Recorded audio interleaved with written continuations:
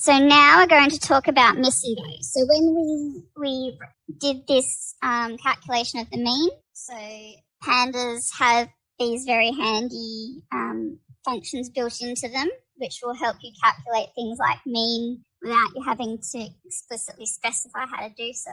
But if you have blank values in your data frame, that could affect how the mean is calculated. So if you have NaN values, those won't contribute to the mean, but say if all the blank values had been stored as zeros instead of blank, or if they'd been stored as some weird number, then those would end up affecting the mean. So we need to make sure that we go through and make sure that all blank values are treated in a sensible way.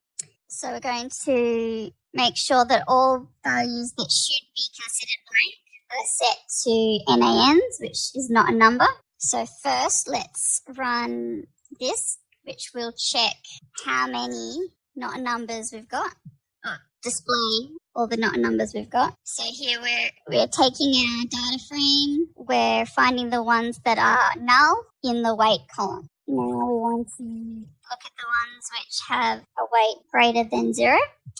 And here we can see the ones that have weights that are numbers. Now, if we want, we can replace all the NaN values with zeros. And we're going to make a copy of the data frame to do that.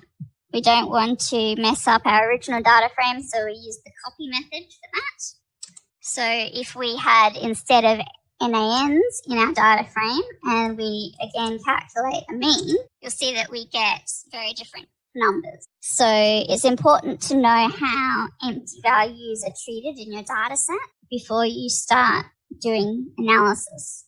If we were in the situation where instead of having NaN values, it was 0 values, we'd have to go through and change that. The point is to make sure that you know what is in your data and how to treat it so that you won't do analyses that don't actually make sense.